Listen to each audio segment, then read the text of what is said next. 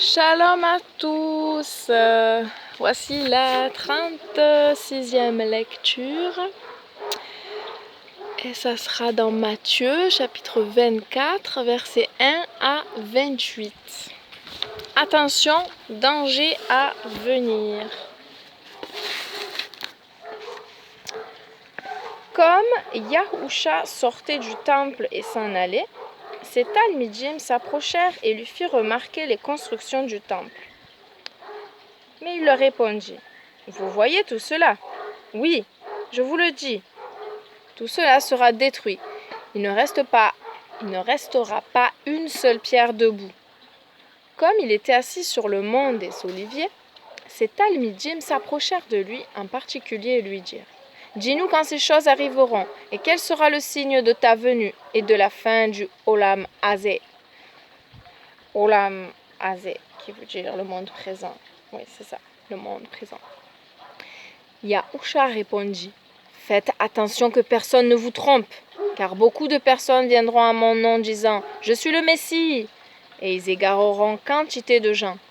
Vous entendrez le bruit de guerre proche et des nouvelles de guerre lointaine.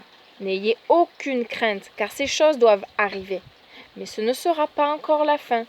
Les peuples se dresseront les uns contre les autres. Les nations combattront les unes contre les autres. Il y aura des famines et des tremblements de terre dans plusieurs régions du monde. Tout cela ne sera que le début des douleurs de l'enfantement. Quand ces choses arriveront, vous serez arrêtés et livrés pour être maltraités et être mis à mort.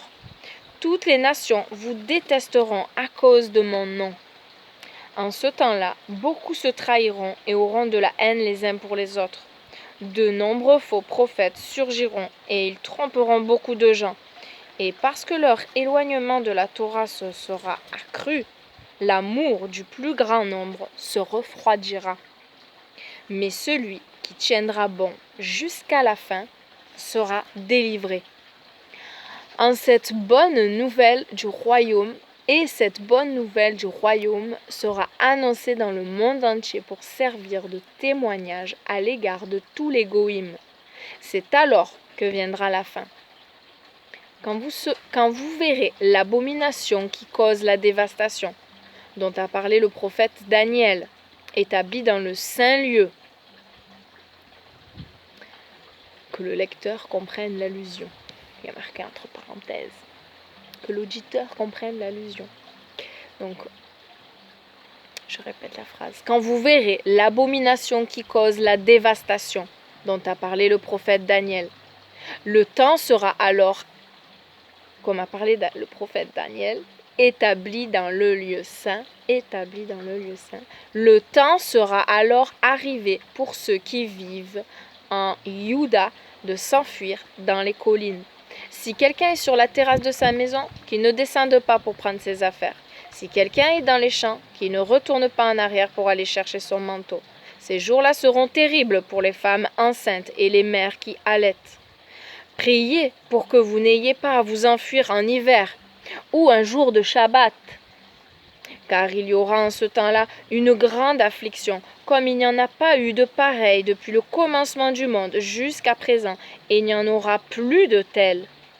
En effet, si ces temps n'étaient pas abrégés, personne ne survivrait, mais pour l'amour de ceux qui ont été choisis, ces temps seront abrégés.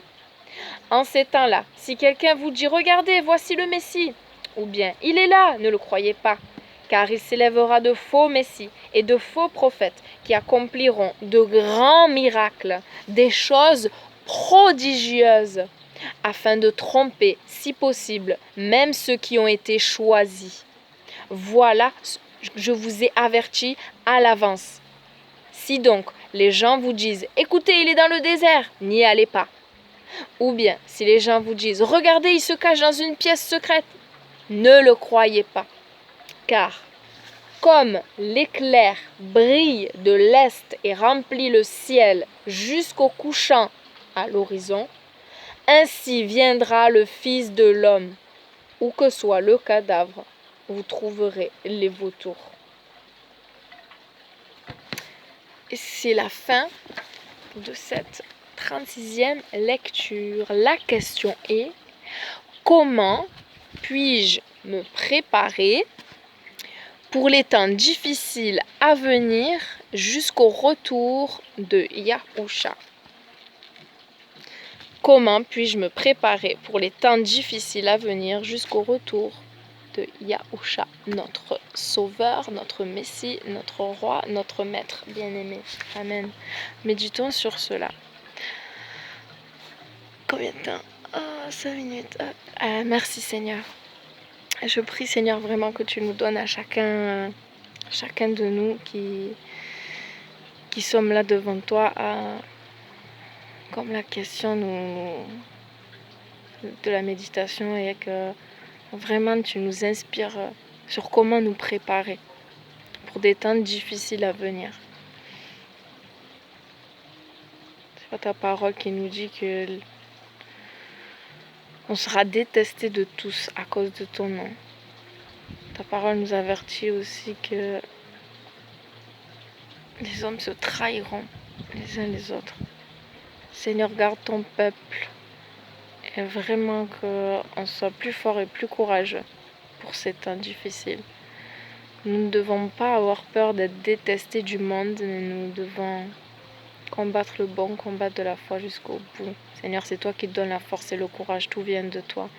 Merci d'agir dans nos cœurs à tous et vraiment, voilà, de méditer sur cette question. Comment puis-je me préparer pour les temps difficiles? Et apporte-nous des réponses et qu'on se hâte de se préparer.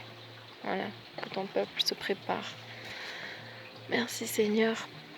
Amen. Bisous et shalom. Ciao, ciao.